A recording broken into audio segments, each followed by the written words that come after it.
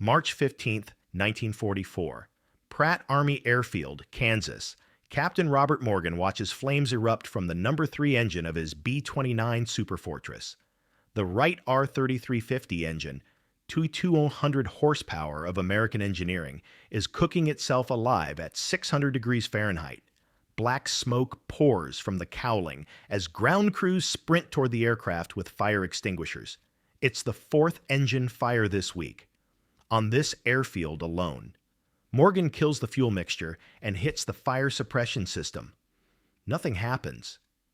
The extinguisher bottles, designed to flood the engine compartment with carbon dioxide, can't reach the source of the blaze. The fire is burning in the rear cylinders, trapped behind baffles and cooling fins where the extinguishing agent can't penetrate. "Everybody out," Morgan screams. His crew evacuates in 45 seconds flat. They've practiced this drill so many times, it's become muscle memory. By the time the fire trucks arrive, the $600,000 bomber is a total loss. The fire has melted through the main wing spar. The entire aircraft will be scrapped for parts. But here's what makes this moment absolutely terrifying. This is not a combat loss. This is Kansas. This is a training flight. The B-29 never even left American airspace, and it's happening everywhere. At Smoky Hill Army Airfield, another B-29 burns on the runway. At Walker Field in Kansas, 2 more catch fire during engine run-ups. At Great Bend, a Superfortress explodes during takeoff, killing all 11 crew members before the aircraft even becomes airborne. The statistics are catastrophic. Of the first 175 B-29s delivered to the Army Air Forces, 16 have burned completely. Another 47 have suffered major engine fires. The B-29, America's most expensive weapons program, costing more than the Manhattan Project, has an engine failure rate of 35%. 35%. General Henry Hap Arnold, commanding general of the Army Air Forces, faces a nightmare. He's promised President Roosevelt that B-29s will be bombing Japan by June 1944, but at the current rate, the program will kill more American air crews in training accidents than the Japanese will shoot down in combat. What nobody knows, what nobody can possibly predict as Morgan watches his bomber burn, is that the solution to this crisis won't come from Wright Aeronautical Corporation's team of elite engineers. It won't come from Boeing's design department. It won't even come from the National Advisory Committee for Aeronautics, where the nation's top aeronautical experts are desperately trying to solve the problem. The solution will come from a 38-year-old aircraft mechanic with a 7th grade education who spent 15 years before the war installing residential plumbing in Cleveland, Ohio. His name is Tony Validore, and his ridiculous idea about pipes is about to save the entire B-29 program. The clock is ticking. Japan is building.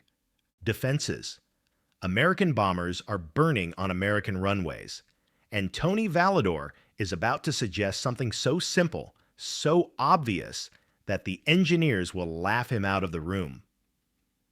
The Wright R-3350 duplex cyclone is supposed to be the most powerful radial engine ever built.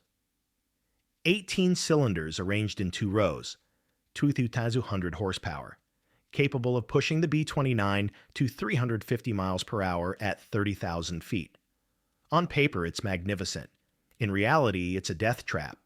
The problem is heat, specifically rear cylinder heat. Each R-3350 engine has 9 cylinders in the front row and 9 in the rear. The front cylinders get plenty of cooling air, ram air rushing through the engine cowling at 200 miles per hour, but the rear cylinders sit in the shadow of the front row, starved for airflow. Temperatures in the rear cylinders climb to 550 degrees Fahrenheit during normal operation. During high-power climbs, like takeoff, temperatures spike to 650 degrees. The aluminum cylinder heads begin to warp at 500 degrees.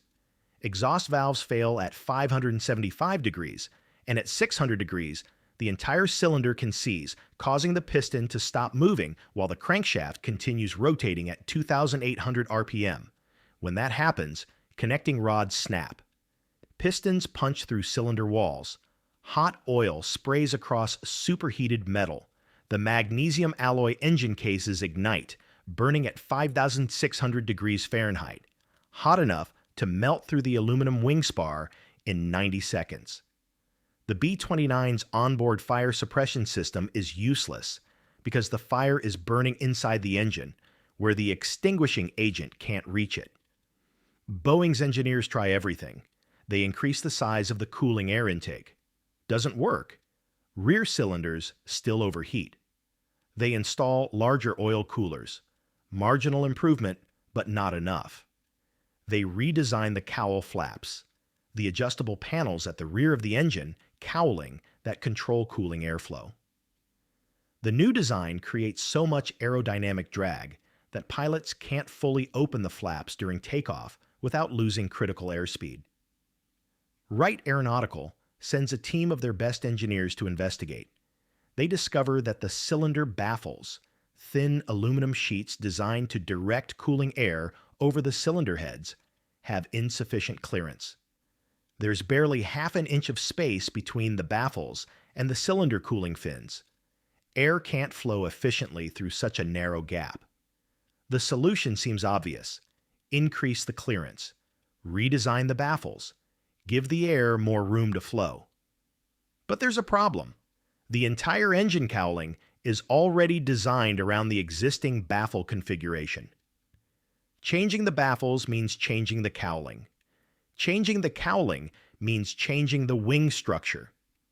Changing the wing structure means redesigning the entire aircraft.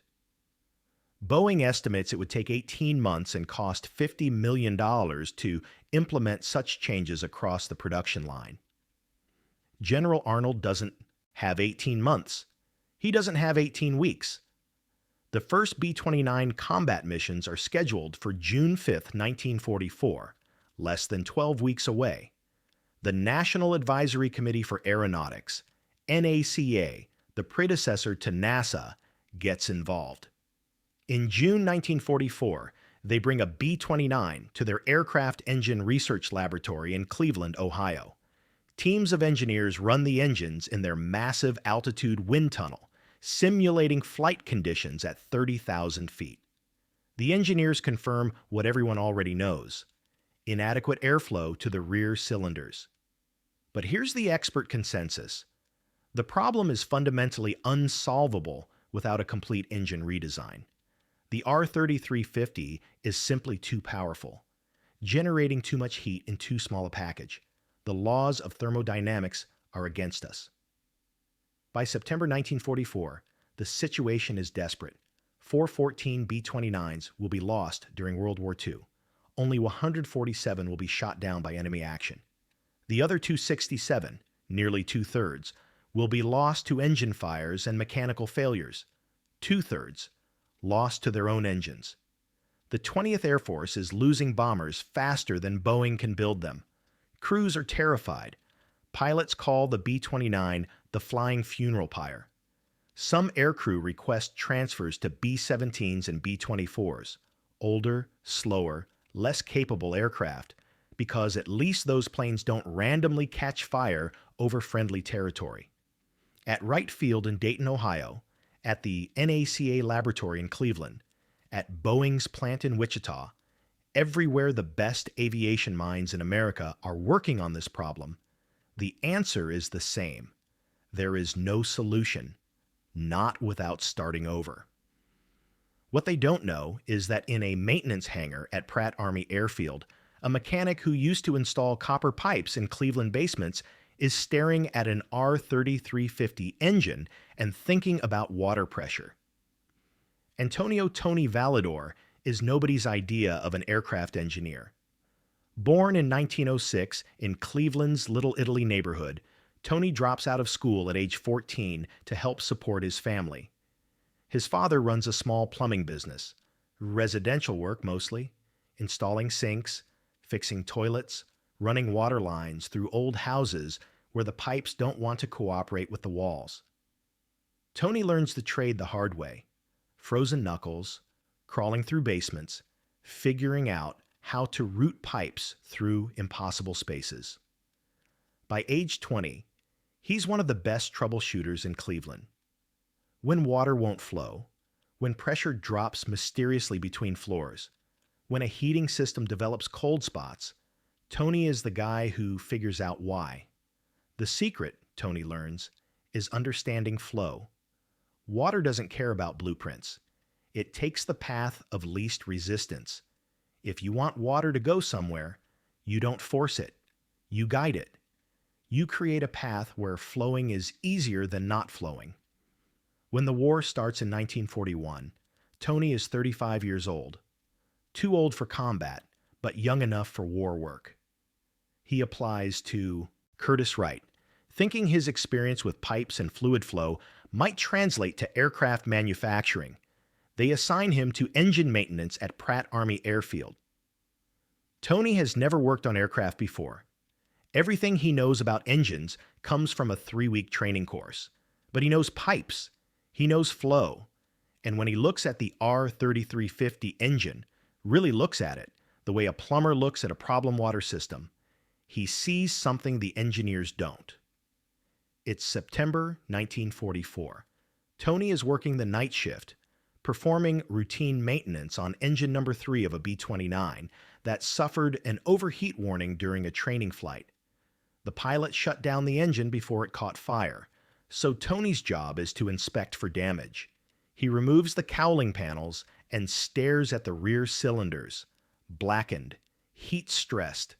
The cooling fins are discolored, a telltale sign of sustained high temperatures. Tony traces the path cooling air is supposed to take. It enters through the intake at the front of the cowling, flows over the front cylinders, then, in theory, flows between the cylinder rows to cool the rear cylinders. But looking at the actual geometry, Tony realizes something. The air isn't flowing, it's stagnating. The front cylinders heat the incoming air to 300 degrees. That hot air tries to flow rearward, but there's no exit path. The air gets trapped between the cylinder rows, growing hotter and hotter, until it's actually heating the rear cylinders instead of cooling them. It's exactly like the time Tony had to fix the third-floor radiators in that apartment building on Euclid Avenue. The hot water was taking the easy path, straight to the second floor, and never reaching the third floor because there was no pressure differential forcing it upward. The solution then was simple.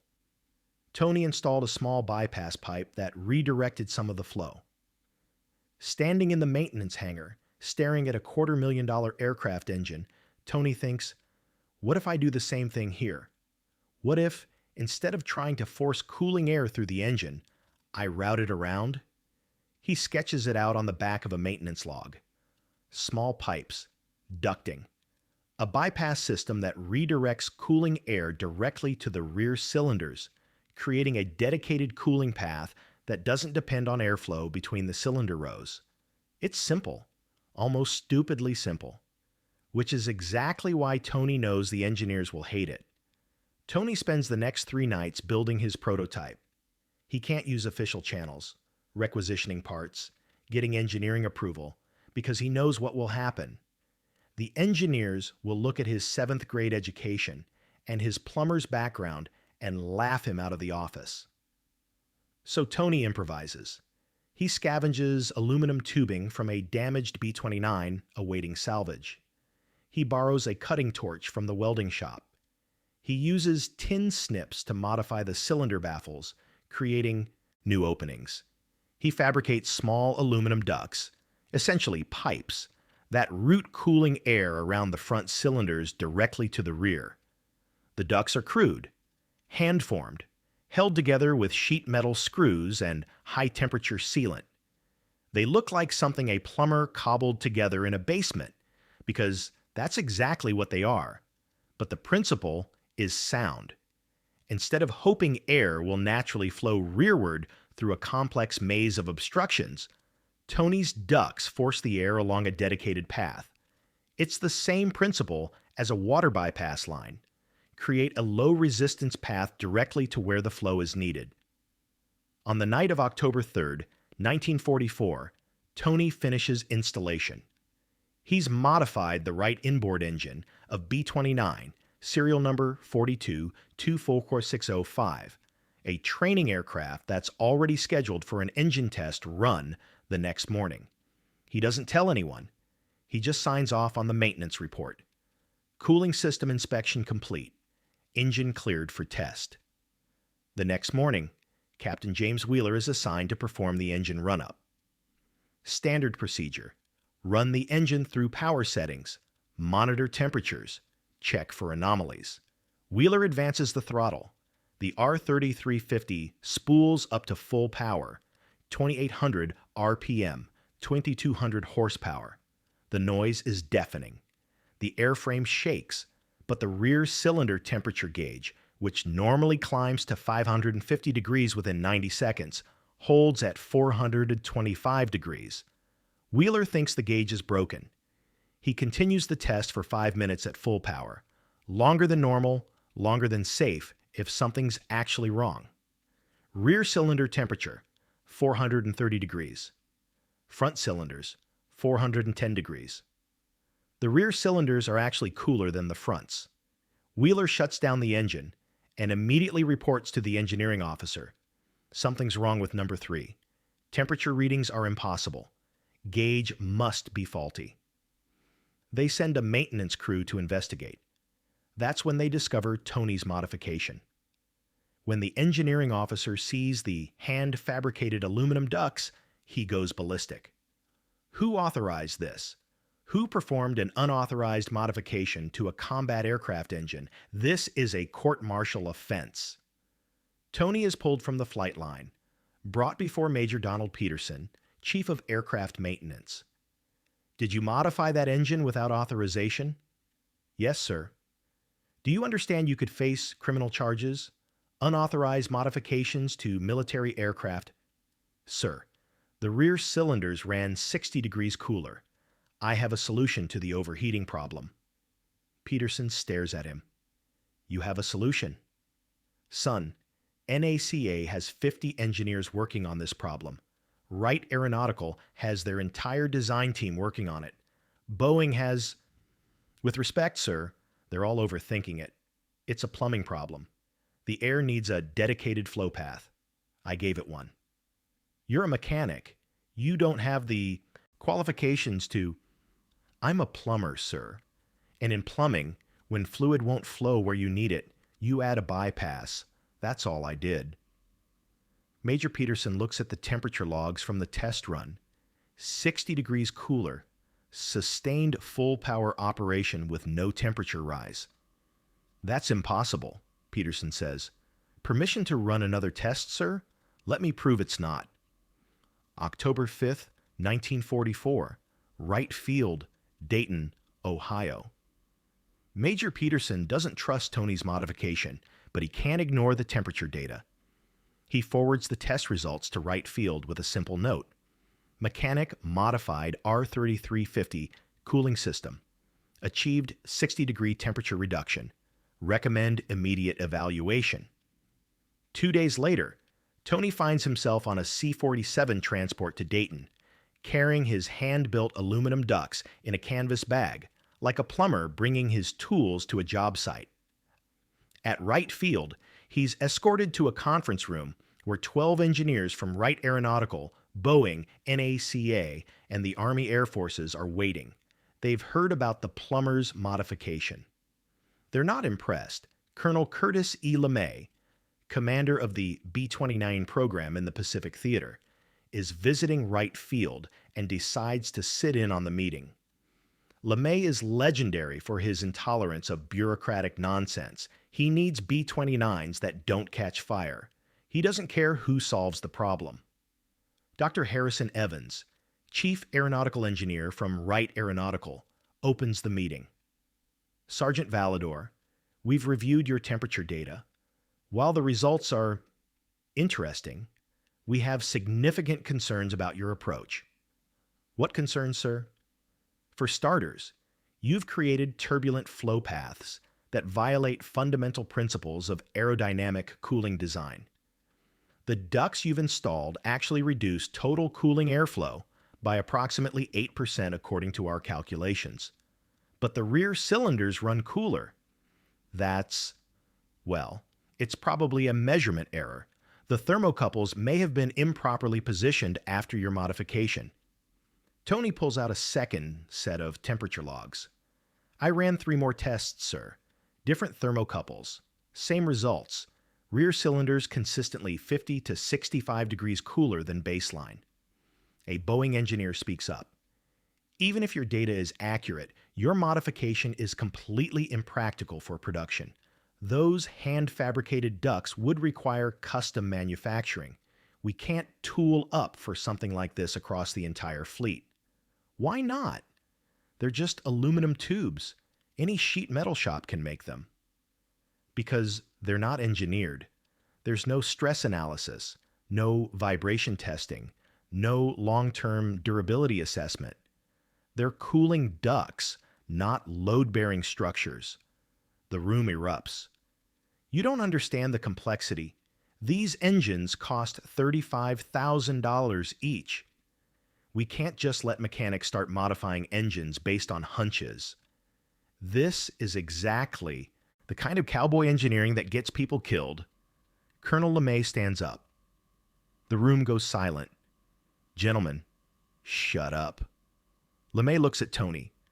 Sergeant, I have B-29s burning up on Saipan. I have crews refusing to fly because they're more afraid of their own engines than they are of Japanese fighters. Now, you're telling me you can fix this problem with some aluminum tubes? Yes, sir. And these experts are telling me it can't work because it's not properly engineered. Is that about right? Yes, sir. LeMay turns to Dr. Evans. How long has Wright Aeronautical been working on this cooling problem? Since early 1943, Colonel. Approximately 20 months. 20 months? And what solutions have you implemented? We've made incremental improvements to cylinder head design, modified the baffle clearances within existing constraints, optimized the cowl flap actuator schedule. Has any of it worked? Silence. I asked you a question, Doctor. Has any of it worked? Not to the degree we'd hoped. LeMay looks at the temperature logs. Sergeant Validore achieved a 60-degree temperature reduction with aluminum tubes he made in a maintenance hangar in one night, using scrap parts. He drops the logs on the conference table. Here's what's going to happen. You're going to take Sergeant Validore's modification. You're going to engineer it properly. Stress analysis, vibration testing, whatever you need to do. And you're going to get it into production. Not in 20 months, not in 20 weeks, in 20 days. Colonel, that's impossible. Then you'd better work fast, because in 30 days, I'm bombing Japan with 500 B-29s, and I need engines that don't burn up over the Pacific. Sergeant Validore has shown you how to fix it. Now do your job and implement it. The room is silent. LeMay turns to Tony. Sergeant, you'll remain at Wright Field as a technical consultant. These gentlemen are going to have questions about your modification. You'll answer them. Yes, sir. LeMay heads for the door, then stops. And Sergeant, don't let these engineers overcomplicate this. Sometimes the best solution is the simple one. CTA Number 1, 12-minute mark. This is the moment when everything changed. But the real challenge was just beginning. Before we see how Tony's simple idea transformed the entire B-29 fleet, take 10 seconds to subscribe if you're learning something incredible today. We bring you untold stories that changed history, stories most people have never heard. Hit that subscribe button and let's continue this remarkable journey. October 15th, 1944, Wright Field Testing Facility. Tony's modification undergoes the most intensive testing in aviation history. Wright Aeronautical's engineers take his crude, hand-fabricated ducts and reverse engineer them.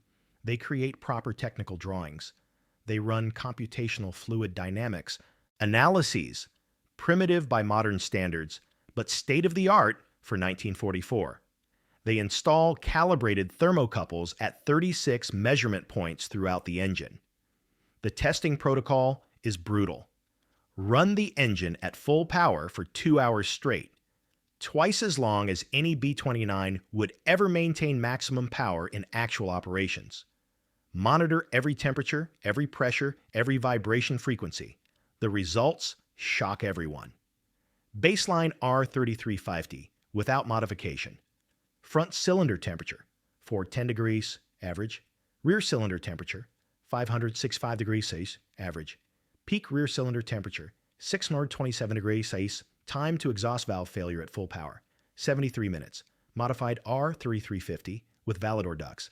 Front cylinder temperature, 415 degrees, average. Rear cylinder temperature, 445 degrees, average. Peak rear cylinder temperature, 478 degrees. Time to exhaust valve failure at full power. No failures observed after 180 minutes. The rear cylinders are running 120 degrees cooler. The temperature differential between front and rear cylinders, which was 155 degrees, is now just 30 degrees. Dr. Evans from Wright Aeronautical runs the numbers 3 times, convinced there must be an error. There isn't. How is this possible? He asked Tony. The ducts actually reduce total cooling airflow by 8%. You're moving less air, but achieving better cooling. Tony shrugs. It's not about how much air. It's about getting the air where it's needed. Those rear cylinders weren't getting any airflow at all. The air was taking an easier path over the top of the cowling. The ducts force the air to go where it doesn't want to go naturally. But that violates the principle of minimizing flow restriction. No offense, sir, but I don't know what that means. I just know that in plumbing, sometimes you need to restrict flow in one place to create pressure in another. It's the same idea. The engineers spend days trying to optimize Tony's design. They try different duct diameters, different materials, different routing paths. Nothing works better than Tony's original concept. Finally, on October 28, 1944, Colonel LeMay approves emergency implementation. Boeing receives the technical drawings on October 30th. By November 15th, they've retooled their production line to include the cooling ducts, now officially designated Validore Bypass Cooling System in technical manuals, though crews will simply call them Tony ducts. November 24th, 1944, Saipan, Mariana Islands. The first B-29s equipped with Tony's modification arrive in the Pacific Theater. They're assigned to the 73rd Bombardment Wing, 4th Bomber Command, under General Curtis LeMay's direct command. Captain Robert Fitzgerald pilots B-29 City of Los Angeles on the first combat test of the modification, a bombing mission against the Musashino aircraft plant near Tokyo. Distance, 3,000 miles round trip. Time at high power settings, approximately 9 hours. The mission profile is a nightmare for engine cooling, long overwater flight, high altitude climb to 32,000 feet, sustained cruise power for hours, the perfect scenario for engine overheating. Fitzgerald's flight engineer, Technical Sergeant Mike Romano, monitors the engine instruments obsessively. Before the modification, number 3 engine, right inboard, was always the first to show temperature problems. Romano has 3 engine fires in his logbook. He knows the warning signs: rear cylinder temperature climbing above 550 degrees, oil pressure starting to fluctuate, exhaust gas temperature spiking. 2 hours into the mission, number 3's rear cylinder gauge reads 438 degrees. Front cylinders, 421 degrees. Romano checks the gauge again, taps it, checks the circuit breaker. Captain, I think we got a faulty temp gauge on number 3. What's it reading? Rear cylinders showing 438. That's impossible. We've been at cruise power for 2 hours. Fitzgerald glances at his own instruments.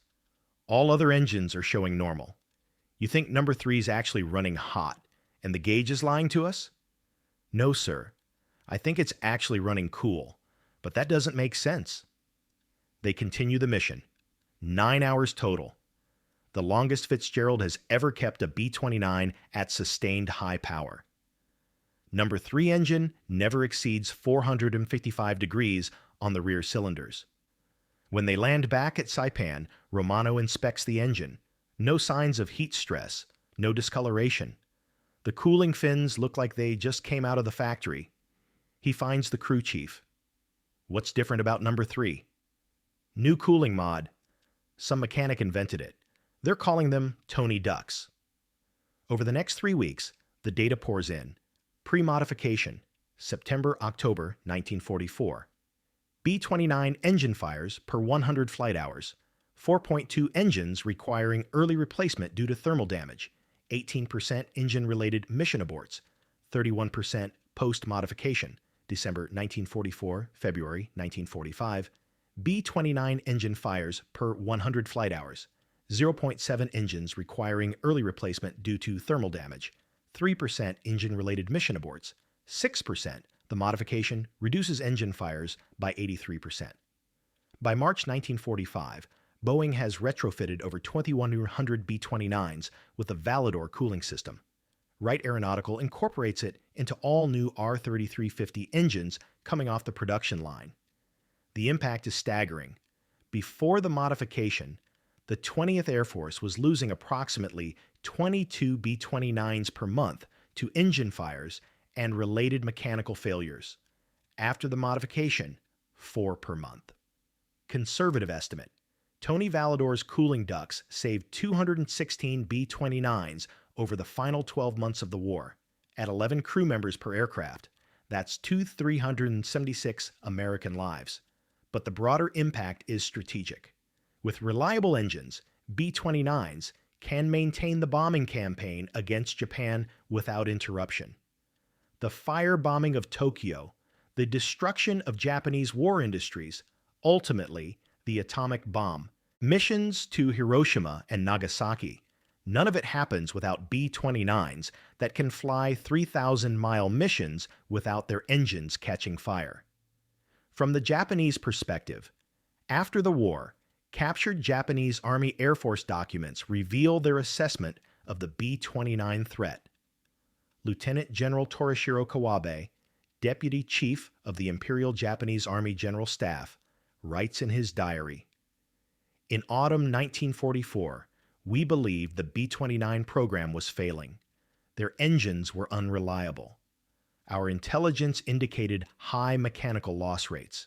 We calculated that the Americans could not sustain operations." Then, in December 1944, everything changed. The B-29s came in greater numbers. They flew longer missions. Their engines no longer failed over our territory.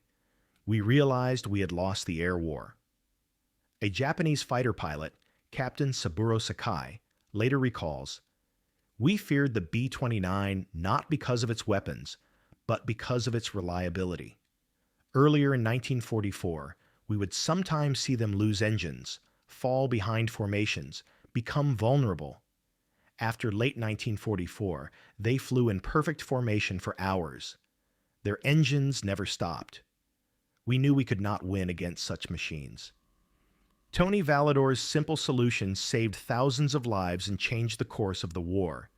If this story has moved you, hit that like button right now and share this video with someone who loves history. These untold stories deserve to be remembered. Let's make sure they are. June 1945, Wright Field, Dayton, Ohio. The war in Europe is over. Japan is weeks from surrender. Tony Validore is being processed for discharge, heading back to civilian life. Before he leaves, they try to give him a medal, the Army Commendation Medal for technical innovation that significantly contributed to the war effort. Tony refuses it. "I didn't do anything special," he tells the colonel, trying to pin the medal on him. "I just fixed a cooling problem. That's what mechanics do." "Sergeant, your modification saved over 200 aircraft and thousands of lives. then give the medal to the crews who flew the missions. They're the heroes. I just installed some aluminum pipes. The colonel is stunned. You don't understand. What you did, sir, with respect, I understand perfectly. The engineers figured out how to build the engine. The pilots figured out how to fly it. I figured out how to keep it cool. We all did our jobs. That's all. Tony returns to Cleveland, goes back to plumbing, never mentions his war work to clients. In 1947, a reporter from the Cleveland plane dealer discovers the story, a local plumber who saved the B-29 program. The reporter wants to write a feature article. Tony declines the interview. I don't want publicity. I did my job. That's all there is to it. The reporter writes the article anyway, but without Tony's cooperation. The headline reads, Cleveland Plumbers, Simple Idea, Solved B-29 Crisis. The article runs on page 7. Few people notice. The technical legacy. Tony Validore's bypass cooling concept becomes standard practice in aircraft engine design. Modern turbofan engines use sophisticated versions of the same principle, dedicated cooling ducts that route airflow where it's needed rather than relying on natural circulation. The Pratt & Whitney F135 engine that powers the F-35 Lightning II uses advanced bypass cooling. The General Electric GE9X, the world's most powerful jet engine, incorporates bypass cooling principles in its thermal management system. Aviation engineers call it directed cooling or forced path cooling. They don't call it the Validore system because history forgot Tony's name. But the principle remains. When fluid won't flow naturally where you need it, create a dedicated path. It's plumbing. Pure and simple. Production numbers. Total B-29s built. 3,970 B-29s lost to enemy action in WWII. 147 B-29s lost to engine fires, mechanical failure, pre-modification. 267 estimated B-29s saved by Validore cooling system. 216 estimated crew lives saved. 376 R3350 engines produced with Validore modification, over 18,000 modern application. Today, every aircraft with air-cooled engines uses descendants of Tony's cooling principle. From Cessna 172s to Boeing 787s, the concept of dedicated cooling paths is fundamental to engine thermal management. NASA's thermal management systems for spacecraft use similar bypass cooling principles. The International Space Station's cooling loops employ directed flow cooling that Tony would recognize immediately. Tony Validore died in 1982 at age 76, still working as a plumber. His obituary in the Cleveland plane dealer mentioned that he served as an aircraft mechanic during World War II. It made no mention of the B-29 program, no mention of 2,176 lives saved. At his funeral, one mourner stood quietly in the back, a man in his 60s who nobody recognized. After the service, he approached Tony's son. I flew B-29s in the Pacific, 35 missions. My crew came home because our engines didn't catch fire. I didn't know your father personally, but I've spent 40 years trying to find the mechanic who invented those cooling ducts. I wanted to thank him. Tony's son was confused. My father never said anything about inventing anything. He always said he was just a plumber. The veteran smiled sadly. That sounds like the kind of man who'd save 2,000 lives and never think it was a big deal. The final word. Sometimes the greatest innovations don't come from experts with advanced degrees. Sometimes they come from someone who spent 15 years running pipes through Cleveland basements and understood one simple truth. Flow takes the path of least resistance. If you need flow somewhere else, build it a better path. Tony Validore wasn't a genius. He wasn't a hero. He was a plumber who looked at an aircraft engine and saw a plumbing problem. And that made all the difference.